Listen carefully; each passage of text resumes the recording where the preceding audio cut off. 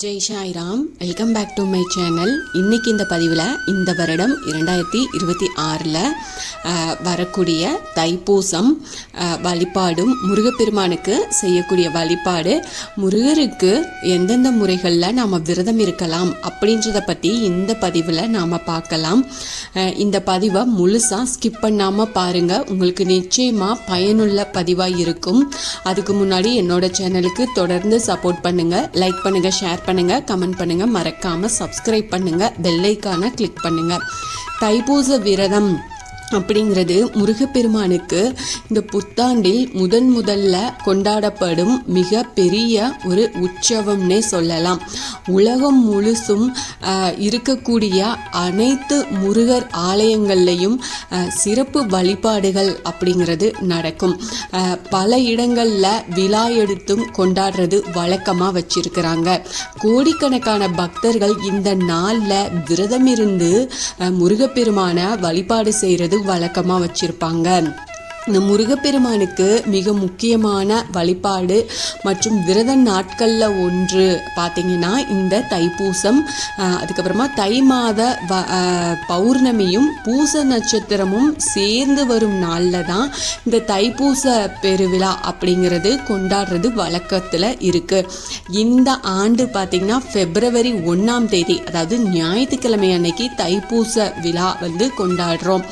இந்த ஆண்டு விடுமுறை நாளான ஞாயிற்றுக்கிழமையிலேயே வர்றதுனால விரதமிருந்து வழிபாடு செய்யவும் கோவிலுக்கு போய் முருகப்பெருமான தரிசனம் செய்யறதுக்கும் நமக்கு ரொம்பவே வசதியா இருக்கும். முருகப்பெருமான் அன்னை பராசக்தியிடமிருந்து வேல் வாங்கிய தினத்தை தான் நாம் தைப்பூச பெருவிழாவாக கொண்டாடிட்டு இருக்கோம்.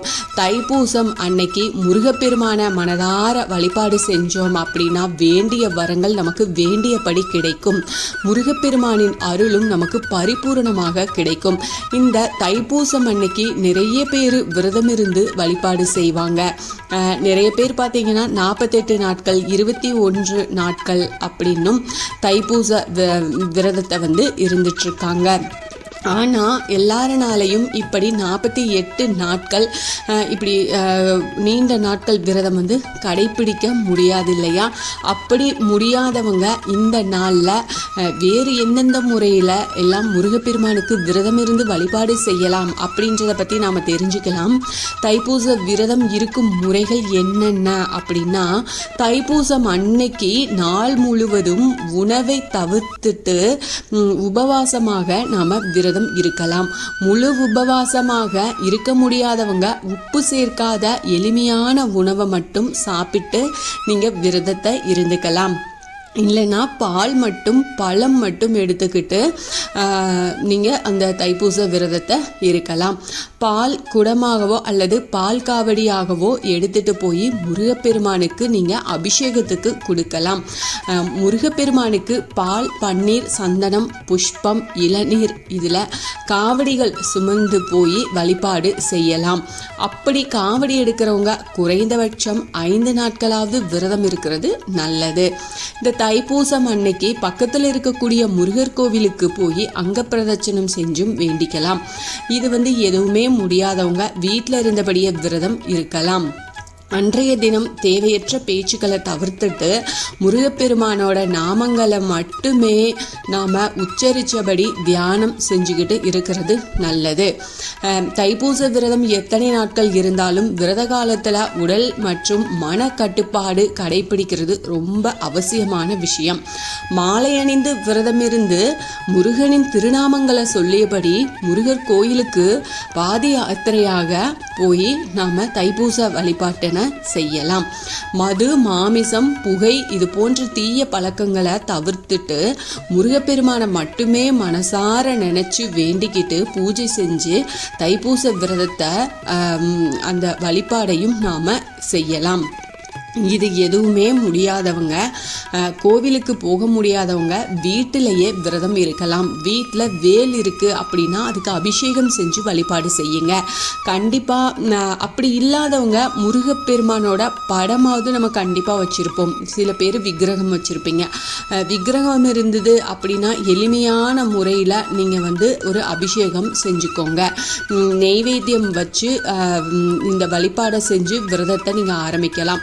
மாலை நேரத்தில் முருகர் படத்துக்கோ அந்த விக்கிரகத்துக்கோ முன்னாடி வேல் வச்சுருந்தீங்கன்னா அதுக்கு முன்னாடி ஒரு விளக்கேற்றி வச்சு உங்களுக்கு தெரிந்த மந்திரங்களை சொல்லி ஏதாவது ஒரு நெய்வேத்தியம் வச்சு நீங்கள் வழிபாடு செஞ்சு விரதத்தை நிறைவு செஞ்சுக்கலாம். இதில் அவங்களுக்கு முடிந்த எளிமையான முறையில் இந்த விரதம் இருந்து முருகப்பெருமான மனதார வழிபட்டு முருகப்பெருமானோட திருவருளை முழுமையாக நம்மளால் பெற முடியும். அதனால் நீங்கள் கோயிலுக்கு போக முடியலை, உங்கள் பக்கத்தில் கோவில் இல்லை அப்படின்னா வீட்டில் இருக்கக்கூடிய முருகப்பெருமானோட படமோ விக்கிரகமோ இல்லை வேலோ வச்சுருந்தீங்க அப்படின்னா நீங்கள் எளிமையான ஒரு அபிஷேகம் செஞ்சு நீங்கள் செவ்வரளி பூவால் அர்ச்சனை பண்ணி உங்களுக்கு தெரிந்த ஸ்லோகத்தை சொல்லுங்கள். வேல்மாறல் இருந்தால் படிங்க, திருப்புகழ் இருந்தால் படிங்க, கந்த சஷ்டி கவசம் படிங்க, கந்த புராணம், இதில் உங்ககிட்ட என்ன இருக்கோ அதை படிங்க. எந்த புத்தகமும் இல்லை அப்படின்னா நீங்கள் டிவியில் ஒலிக்க விட்டாது அதை கேளுங்க. உங்கள் ஆத்மார்த்தமான பக்தியை மட்டும்தான் எதிர்பார்க்குறாரு. அதனால முழு நம்பிக்கையோட பக்தியோட நீங்கள் வழிபாடு செய்யுங்க. நிச்சயமாக நீங்கள் கேட்ட பலன் கண்டிப்பாக கிடைக்கும்.